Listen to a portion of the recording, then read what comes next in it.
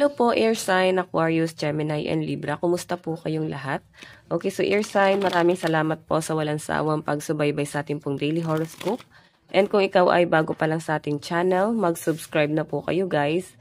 And i-click mo na rin yung ating notification bell para lagi kang updated sa ating mga bagong upload. Okay, so Air Sign, tingnan natin kung ano ba yung focus ng energy mo ngayon. Air Sign, focus ng energy ni Air Sign. Okay, so guys, meron tayong 3 of Cups. Okay, news worth celebrating, joyful announcement like engagement, wedding, pregnancy, or graduation. A time for gratitude, close community or chosen family. O, diba? Baka meron daw pong birthday na paparating or baka meron kayong pinaghahandaan, Air Sign. Okay, so siguro may ano rin guys, baka malaki-laki to. Ayan nga sabi, kasal or baka may mabubuntis, pwedeng may ka-graduate or baka may good news galing sa family, pwedeng sa anak mo. Baka meron sila guys award na marireceive. Okay, pwedeng yung good news guys ay hindi naman din direct sa'yo, no? Pwedeng sa ibang tao manggagaling, like sa family. Okay, so sa mga buntis dito baka nalaman nyo na yung gender. So, yan, baka masaya kayo, no? Kasi yung gender na gusto mo is yung talaga yung lumabas. Okay? Sige, tingnan pa natin, guys. Ano pa pong ipapakita?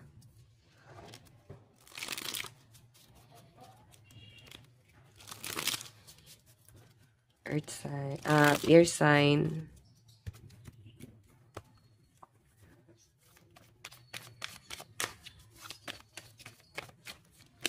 Meron tayong Knight of Pentacles.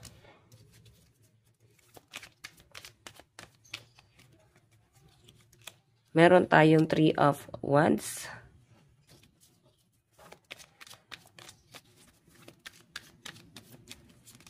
Meron tayong King of Swords.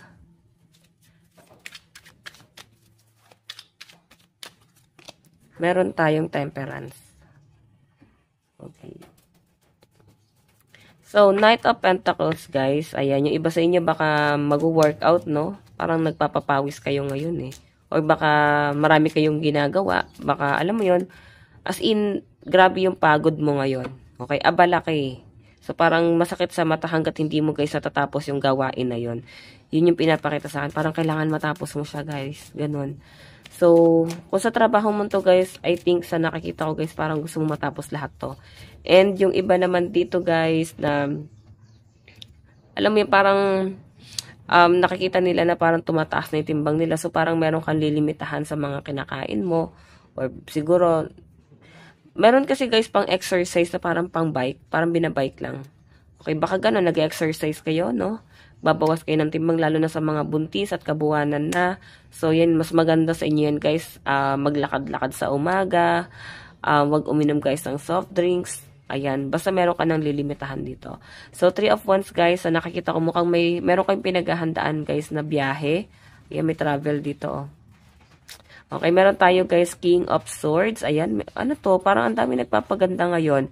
Parang may magpapagupit ng buhok, magbabago ng hairstyle.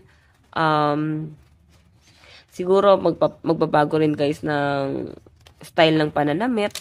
Ayan, Temperance guys, ayan, stay hydrated. So, inom lang kayo guys ng maraming tubig. Lalo na sa mga nagkakasakit guys. Sa halip na soft drinks or hindi guys healthy na drinks ang iniinom nyo, is try nyo guys uminom ng tubig naman, okay?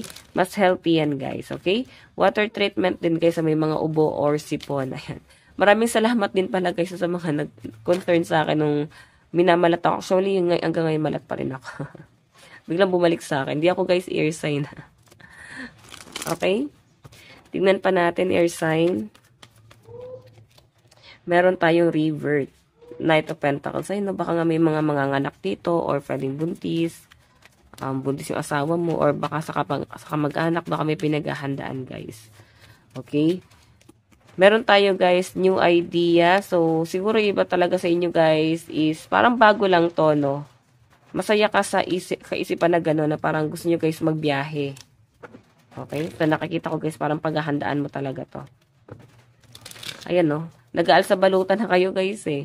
So, siguro dahil nga pabago-bago yung panahon, so parang imumove nyo na naman guys. Parang nagkakaroon ng delay sa mga biyahe ng mga air sign. Okay, tignan pa natin guys, ano ba tong King of Swords? Meron tayong burden. Ayan. So, meron kang babaguhin sa sarili mo kasi parang, meron kang burden. Okay? May nagpapabigat or baka masyado na mahaba yung buhok, masyado na guys mabigat sa ulo, or parang irritable na kayo guys. So, parang babaguhin mo yung hairstyle mo talaga. Okay, community temperance, ayan. So, ito guys kung may celebration na magaganap, baka may inuman, or kung ano man to guys, sinasabi dyan guys is, drink moderately, no? Huwag nyo guys sagarin yung sarili nyo. Okay? So, kung saan party ka pupunta, pwedeng event, sa trabaho. Okay? Yung iba sa inyo guys, may pinapakita rin sa akin dito na, decision to. Baka nadala ka sa bugso ng damdamin mo, kaya nakapag-decide ka ng hindi mo guys napagplanuhan. So, nakaka-feel ka guys ng regret. Yun ang nakikita ko rito. Pero yung regret na yun ay sobrang ano lang naman guys. Sobrang mild lang naman. Parang hinahayaan mo na yung regret mo na yun. Okay, kumbaga hayaan mo na. Ginawa ko na to Nag-decide na ako sa sarili ko So, wala ka ng choice. No? Kumbaga susukuan mo pa ba? Nandyan ka na. Pinili mo na yung sarili mo. Ikaw na yung pumili ng landas mo na yan. Diba? Tignan natin guys, ano ba ang inyong advice? Meron po tayong reflect on your priority. So, iba sa inyo guys, parang ang dami nyo guys ginagawa, no? Naglalaba, nagluluto, bibili ng gamit, madami kang inaasikaso. Yun yung pinapakita sa akin. Lalo na sa mga nagpaplano magpagawa ng bahay dito. Okay? Sa pinapakita sa akin dyan guys, baka bibili na kayo ng mga gamit sa bahay or sa mga buntis, baka gamit sa panganganak. Okay? Kasi guys, may revert Okay? So, air sign, ito lang naman po ang inyong reading. Bukas po ulit. God bless and love you all. Bye-bye po.